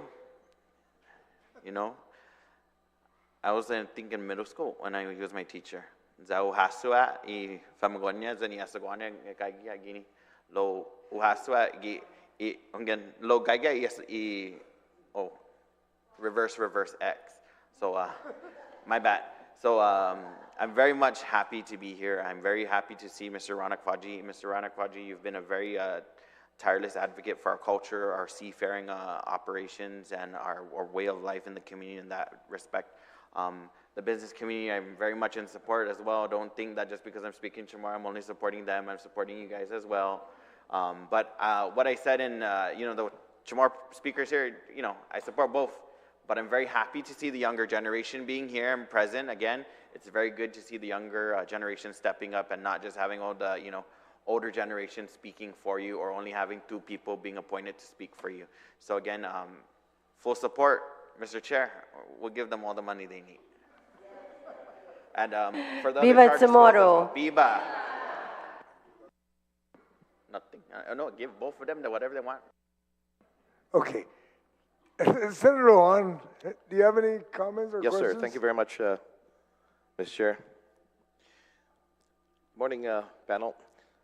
Antes de tutun, malafan da recogniza, imin na posibilis di charter schools, si former speaker Judy Wampet, Dr. Judy Wampet, gagawin tatsun, guida min na posibili magaydes di guida tumugi ibil, ni lai pago, posibilis di charter schools. So please, again, the author of the bill that became law that we are now discussing with charter schools, and very successful of that, and after the defeat of my school choice bill, or at the time voucher. but thank you. That was in full support of that at the time as well. But thank you very much. Zus masini finatunizo paganogan disti tutuhun Fernando 3 meses tati ani hamzu finetna permed man matu almguni para budget hearing kuina tempo. So faisin si vanji kuina tempo le ko kwantu nu ko gua manananga para fan aplica para STE charter school kuina tempo ang sanganyo na dos BTEC zan con todo Horal.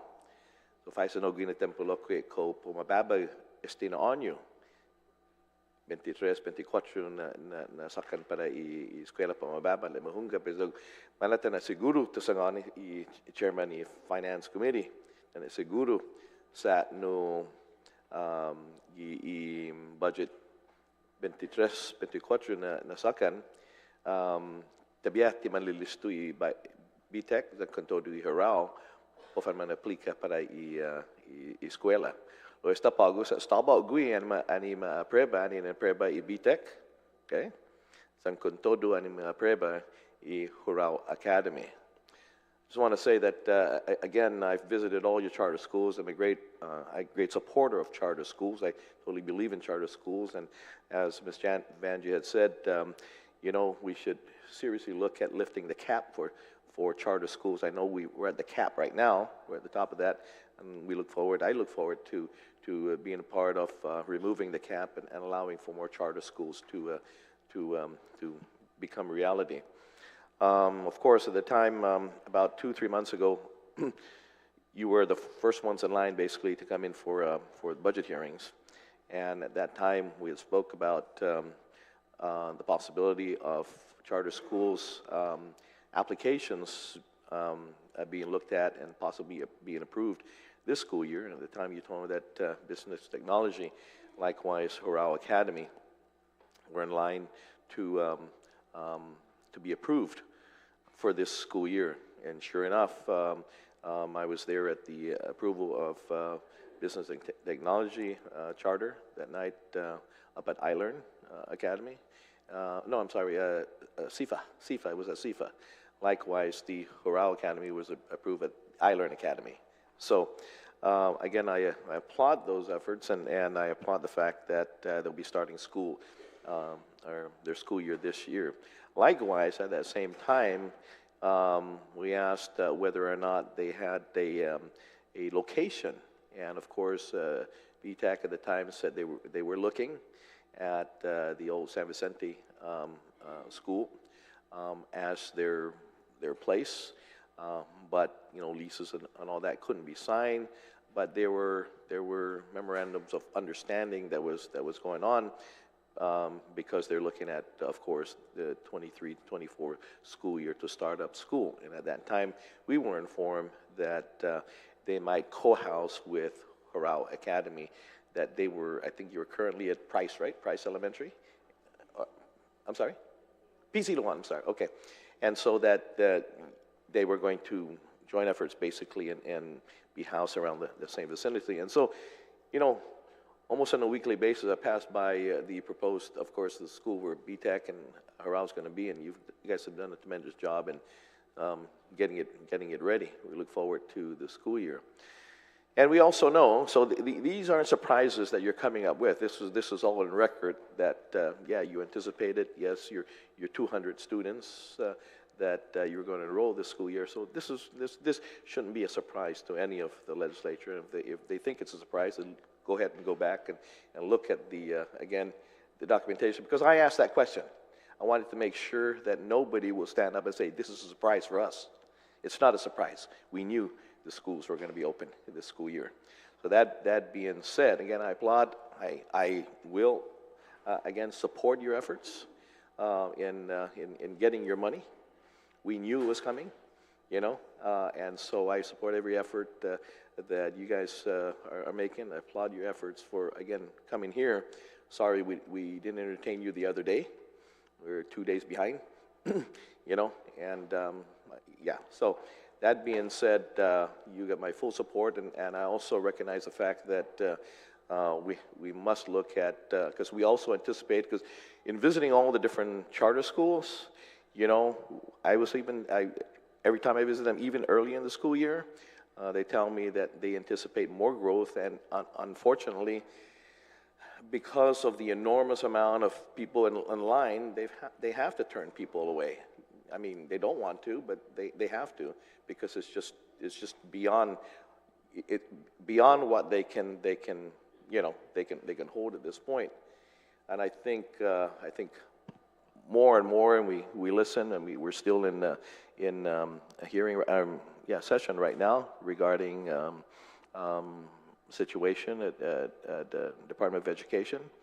I think more and more that we linger in making decision on that, you'll probably be getting more calls from parents wanting to maybe transfer to charter schools. And so that's the situation we're in. So again, I know that the chairman is in full support and will be putting this out, and I think hopefully it will be this afternoon. We'll put the same bill on the floor, not this afternoon, tomorrow. And that we'll be discussing this on the floor, because I know, again, I'm just all transparency that these two bills are on the floor, and it's just because we haven't had a public hearing, and that's why it's slated for today. So we'll be able to get it during this session, because we know it's urgent, because it's, you know, we're in August. This is August 1st already. You guys are starting school, and I would hate to again have parents and students wait any longer than they have to get into schools. I mean, let me just ask Anne-Marie one thing. Do you plan on doing any online tomorrow classes at any time soon?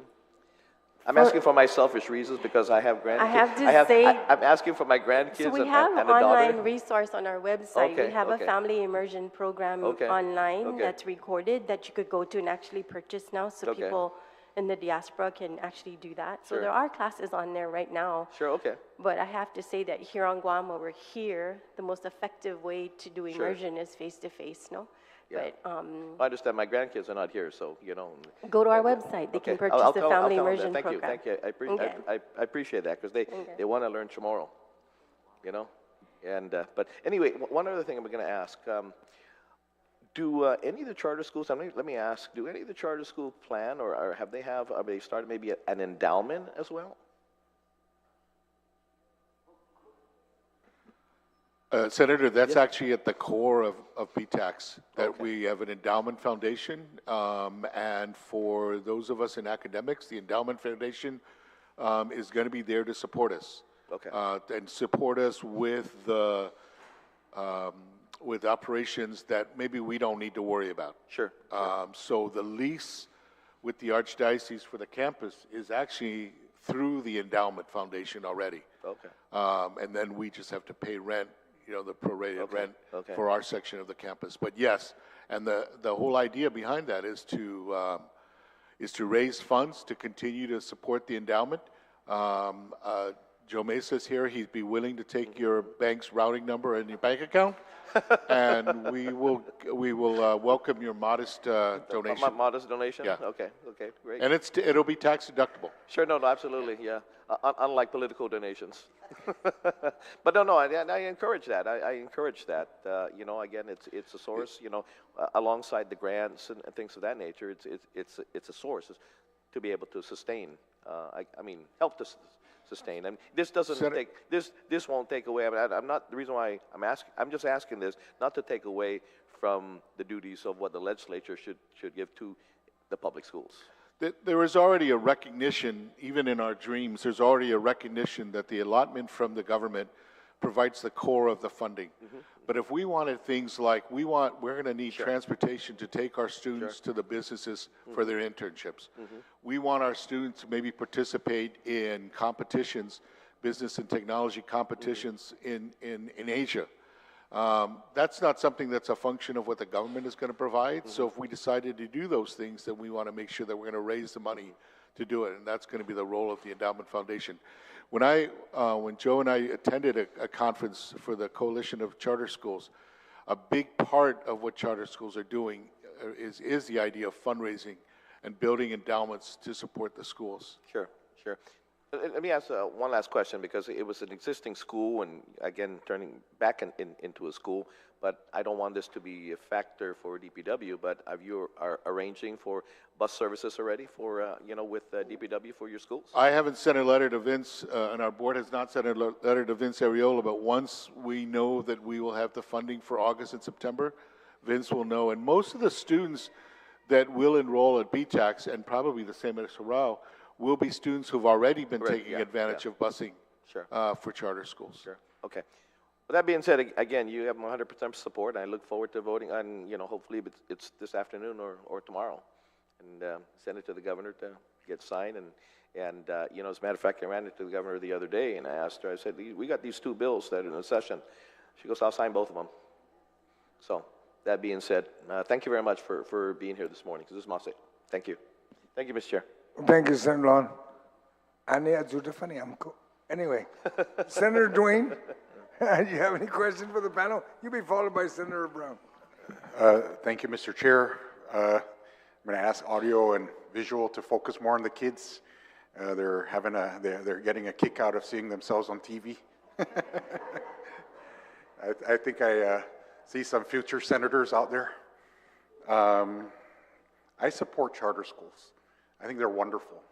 There's a fundamental difference between a government DOE and charter schools. I struggled as an educator to try to figure out how to do character education, but I think that's a one-on-one thing as a teacher in the public schools. It's done that way unless you're enrolled in RLTC.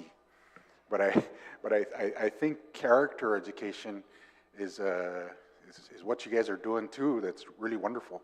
My greatest concern though with charter school is that special needs kids, and so I'm asking you, and I wouldn't mind raising rates and giving you the money, but you need to be able to also, maybe if you don't already have a curriculum, or making an exception, or bringing in more special needs kids, because I'm going to tell you right now as an educator, that's one of the things that hold DOE down. So maybe a question for you is, ma'am, do you accept special needs kids? Yes, we will, Senator. We will need help to hire the appropriate staff with the education, on hand. Right now, we're just really, really basic, starting up. And we would love to do that.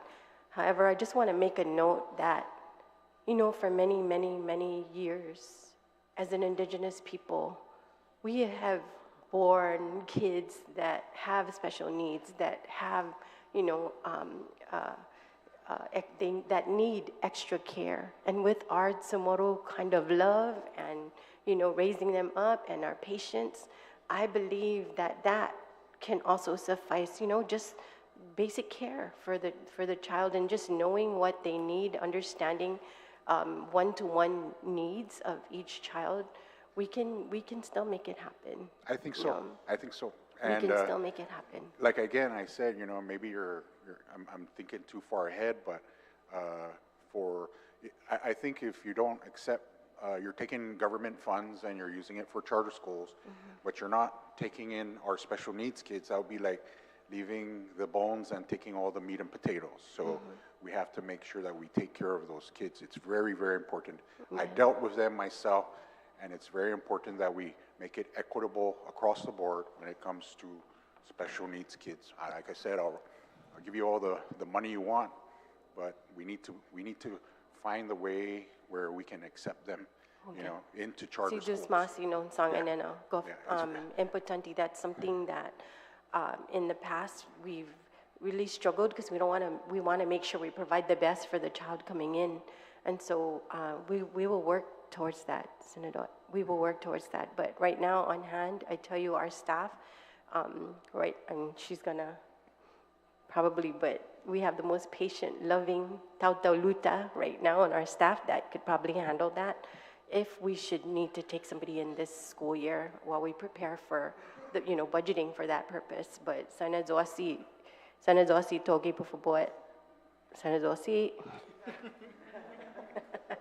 She's, our indigenous love and care, we can start this year if we have to, but we look forward to planning for that and preparing for that. Yes, ma'am. So If you've been watching me, I kind of like wear my heart on my sleeve. So, I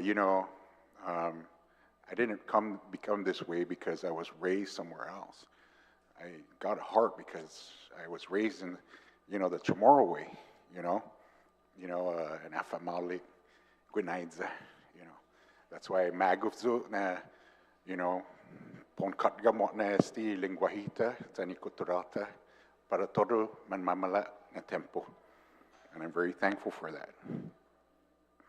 But there's something worth, like my dad, he's a funny guy, He would go in and do the tetza, the rosary for one, and then go to the back and make everybody laugh in Chamorro, and not one word spoken in English. That's my dad, And he would always say, "Mas manian engin man finut samoruit," So that's why when you do speak Chamorro, when I went to visit my uncle in Saipan, and there was a point in time too, when I was growing up and I was mamala to speak Chamorro, because my dad spoke to me in Chamorro, but I never spoke it back. So that's why I can understand.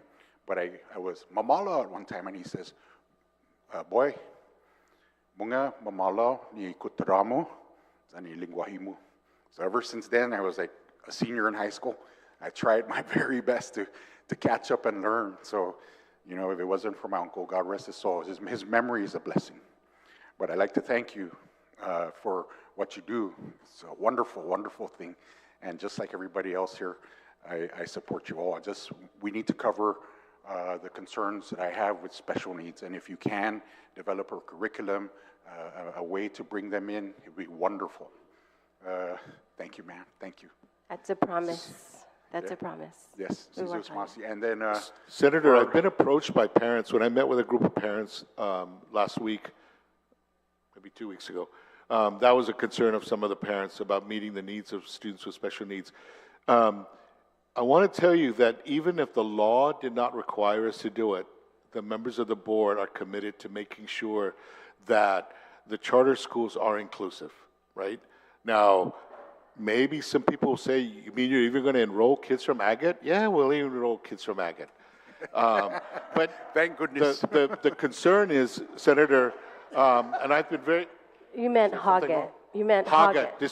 We'll take some from Barragata too, Mr. Speaker. But the way I respond to parents about that, families about that, because I've talked to Tom Babauta from the SPED division about that. Number one, I want to make sure that the families understand they need to make sure that the school is the right school. So if the student is interested in eventually becoming a ballerina, that he probably should look at another school, because we're not going to offer ballet. So make sure that the school is appropriate. That's the first question that the parents of special needs kids should ask. The second is that I want that the school will sit down with them and talk about the IEPs and to figure out to what extent the accommodations can be made. And that might mean training for all classroom teachers, that we're not going to have resource rooms separating those kids, but they will be accommodated in inclusive settings, especially when we talk about career development and career pathways. Because one of the challenges for high school students is what happens after high school. And so from the first day of 9th grade, that has to be the concern. To what extent are we developing their knowledge and skills so they can pursue a career pathway? And the third thing is that because the charter schools are publicly funded schools, the government of Guam, through the DOE, is still obligated to provide services to these children, services that may be available to any DOE students, and we just have work out a system to get that. So again, first, is it the right school for the children? What are the accommodations that are needed, and how will we train our faculty to meet those accommodations? And not to make empty promises, but to say to them there may be limitations to those accommodations. Is that something that's still going to support what you want? And then third is to make sure we further their career pathways. And the last thing is we want to be partners with the families to go to DOE to enlist their services to support the students. Thank you, sir. I hope you get up and running as quickly as possible. It's hard to find friends, you know. I kind of lose them when I talk about economies of scale and return on investment. So we really need to, you know, because I do see the value in a business. I just wanted to mention that when I was a school counselor, I had one kid. He says, you know, Mr. Snickles, I don't sell drugs anymore. I sell sushi. So maybe that kid would have been wonderful for your curriculum. You know, I was buying sushi from him all this time, and then they told me, I said, Mr. Snickles, you're not supposed to be buying sushi from kids. I said, oh, but it tastes so good. But I see the value in what your endeavor, and I support it. And I also like to ask the chairman if I can co-sponsor as well, even if I'm way down in the bottom, as long as I co-sponsor. But Senator, did you want to make a comment? Senador, por favor, nós sansa big opisesta tutuhun ni gere. Thank you for accepting the estudiante gehit a haget. I guess I'll be teaching ballet. That's all. You brought up two very important points relative to student discipline. And I think none of the educators at the table will disagree that it comes down to school climate. And there are other contributing factors, but at the end of the day, school climate encompasses leadership and the spirit or the core identity of the school. Factors include small class sizes, which many of us embrace and will reinforce. Also, intervention programs that we at Career Tech, since others had the opportunity to talk about what they plan to do, I'd like to reiterate what we have done and will continue to do, which would be the Set B program. We have Target Talks on Fridays and other enrichment opportunities. Loput edsu otruna puntu unsangan the petition to accept students with special needs. I would say conservatively that Career Tech enrolls at least 10% of its existing student population. At least 10% of those students enrolled with us have an IEP. Not even inclusive of the deaf and hard of hearing. And yes, my colleague here is correct in that the IEP and ensuring that all the teachers are sensitive to that and take the appropriate action is really the driving force behind how we accommodate them. We have students on the spectrum, if you will, deaf and hard of hearing and other types of challenges at Career Tech. So our doors are open. The only time I think we take a second look at someone's CUME folder or IEP, second look is if we can't accommodate them because of the facility or the lack of expertise. Fortunately, since I've been with the school, we haven't had to turn anyone away. As a matter of fact, we just hired 2 additional professionals who have extensive training in special ed. So thank you for bringing up those 2 points, Senator, and I appreciate you bringing that to the table. Thank you, sir. You know, it's very important to me. It really is.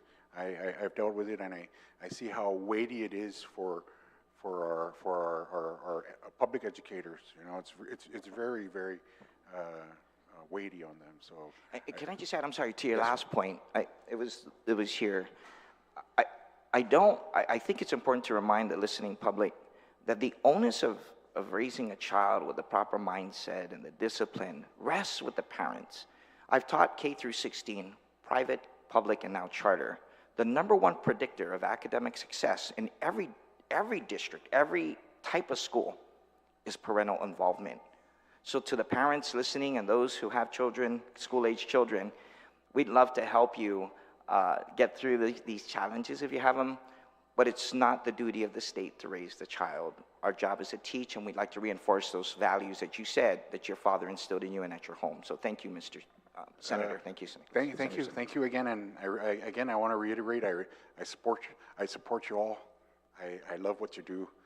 What you're doing is such a blessing, and it's a wonderful value you guys bring to our island. With that, Mr. Chair, I have nothing further. Thank you. Thank you, Senator Duenas. Senator Brown, ma'am.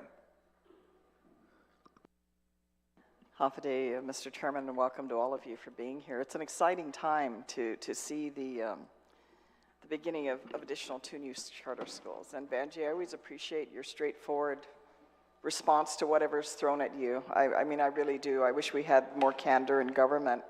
I think we'd, address the problems and the issues a lot more directly. I really appreciate your advocacy, because this is not even something you do full-time. And yet I see your heart there full-time. So thank you always. I appreciate your presence and your advocacy for the charter schools. A lot of questions have already been asked, and certainly I'm supportive of the initiative of both of these new charter schools that are coming into being. I just hope very much you continue to remain accountable for the resources that are being provided to you, and make sure that you continue to be focused on your mission and responsible for what you do. I think that's a great expectation we have. I mean, we're in emergency session once again for our public school system because of just the ongoing issues of facilities, maintenance, ensuring that our children are in our safe environment. And I always appreciate the fact that not only those of you in the charter school, but even in our private schools, that's not so much an issue. Those issues are getting addressed, on a regular basis every day. And that's why sometimes I look at Department of Education, and I'm a public, I'm a product of 9 years of public school here, from elementary to the 9th grade. Most of my foundation has been here in terms of my academics, but I'm still disappointed that we're not as effective in providing education, when back in my day as a public school student, I didn't have these issues. I wasn't worried about having a qualified teacher or ensuring that I had the resources that I need. I enjoyed my time in public school on Guam. And yet all these years later, we are faced with all these challenges. That's why my hope is there for charter. I eventually would like to see more of the opportunities for our young people to be able to go to charter schools, because I think it provides a good foundation, but also, Senator Will had mentioned in his comments back here to Senator San Nicolas, it's a good environment to learn respect, responsibility, accountability, citizenship, feeling a sense of ownership of their community, which we don't have enough. Especially now. We don't hear enough of that. And I think a lot of the foundation of what we need to have a good society, a safe society, is to have those very basic values that can be very much, in my view, combined with the educational opportunity that we provide our children. I think that's the opportunity most of us had on Guam growing up in our generation. I think that's something we want to see. I mean, we love the technology and all the wonderful things that come with it, but if we don't have the basic foundation for our children in our community, what do we have? And certainly, Anne-Marie, you and all the work you've done all these years, I mean, there's no doubt your heart is in it, all your efforts that you put through. I mean, you're providing future generations an opportunity because, of course, we don't have the same opportunity now of our language being spoken, because we were also raised in a generation where it was not as encouraged. I mean, I started in the early days. We were one of the pilot programs at Price Elementary School that began the very first Chamorro classes. But imagine that whole time prior to that, after the war, where it was not encouraged for our people to speak our language. So to continue to facilitate our language, our culture, for what all that makes this Tano Iman Chamorro, we very much want to see that opportunity continue to grow. And your advocacy and your persistence, really your sheer persistence, has gotten all of us where you are today, and all the work and the opportunities that are going to be provided to your current students and all those that have yet to come. So this is a really proud moment to see the work, and all that those of you that work together to put things where they are, to be recognized now, to say we have a school that is ours, and the opportunity for children, including those who are non-Chamorro, to come and learn and appreciate our language and our culture. And certainly BTAC and the work that you're going to be doing, we look forward to it. Please ensure that your students do excel. That's what we want to see. We want to see these children excel in these areas of interest. And the fact that charter schools provide them the opportunity to do that is a tremendous plus. Because if education isn't exciting and enjoyable, we end up with children that fall to the wayside, and we've seen that, and we've seen what the outcome is of that. And I don't think that's not the future that we want for our own children or anyone else's children in this community. So you certainly have my support. I know Senator Wampat, Speaker Wampat, the titles go on. I know she's here in the background. I know she's still currently working for the administration with Department of Education and the heavy lifting as a lifelong educator. But I know she's also been a very big advocate of charter schools because we see the wonderful dynamic energy that you all create, and we want to see that dynamic continue. So you certainly have my support. I don't doubt from the comments of all my colleagues you will get the support. We just want accountability at the end of the day, and I know, Vanjie, you're very good about that. We want to ensure the money's being properly spent where it needs to be and that we're accountable and responsible for the public resources that we've been entrusted. I mean, we have that with the dynamics and talents that you all bring to the table. I think we'll all be in good shape moving forward. So I don't have any questions. Thank you. Good luck to you in this upcoming school year. I think we're going to be happy to see the San Vicente campus come back to life. Nothing like the sound of children playing, especially during recess. I mean, that was the best time of the day, right? I'm sure it's going out, having recess with our classmates and enjoying ourselves. We look forward to seeing that school campus come back to life. I wish you well. You have a big task ahead of you, but I see the drive and desire to accomplish it. So good luck to all of you. We look forward to seeing and hearing greater things moving forward. With that, Mr. Chairman, I have no further comment. Thank you. Thank you, Senator Brown. Just a few comments. Number one, this bill started out for 2 schools and some administrative costs. Then with testimony from Senator Castro. I want to be fair to everyone. We're looking at the total cost. It'll be a lot more than $510,000. I'm telling you that right now. Just to make sure that, in all fairness, to the other charter schools that's going to start up, I'll make the appropriate amendment. It's a total of 355 more students that wherever they're coming from are going to the charter school. And you know, Madam Speaker, Wampat is here, the author of the charter school. She started this, and we're going to make sure we keep it going, right? And everybody's looking forward to this. And I've always supported charter schools. With that, I've also advised the Speaker, because I want to put a committee report together. I want to put all your testimony so that when we do speak it on the floor, it's not just me saying, this is the bill. So I've asked her, so don't expect it this afternoon. I've asked her that if anything, allow my staff the time today to wrap up the report, and we'll address it tomorrow. And it'll be as complete as possible, because in all fairness to not only the 2 of you, but everybody else in all the charter schools. But we're going to get it through, okay? We still got time, even though it's short, but have faith, because everybody was planning on opening anyway. I have faith in it. Tomorrow's only the 1st. Once you've heard all the support from all the senators, I don't think you're going to get anybody really saying no. Cocina Ben Baba official na registration. We're moving on it. We're going to move on this. The key you have to understand, okay, is that, let's forget, hypothetically, the bill passes tomorrow. It's got to be wrapped up, given to the governor. Governor signs it. Council and the DOA gets involved in that, on the releasing of funds. It's not us no more.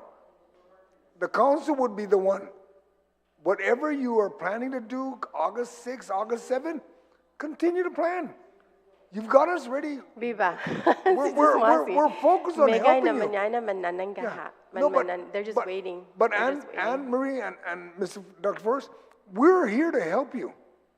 But, you know, come August 6, August 7, como tiyong baba sauma, especially como mapreba sa lapi.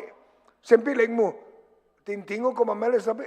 You heard the colleagues. I haven't heard somebody say no. And you, 1, 2, 3, there's 6, 7 of us, 8 of us. That's all you need to pass a bill. Is 8. Obaskoba magpuna bena, okay? Let me end this now, because we need to start getting my staff to start wrapping up the committee report. and then we move on. I want to thank everyone for attending this hearing and providing feedback and suggestions. Bill 324-37 CR public hearing is now adjourned. It is now 11 o'clock. Let me get my staff working on completing the committee report so we can be ready for tomorrow. Okay, Viva tomorrow! Thank you. Viva Hurrah! Viva VTAC! Viva School and Charter!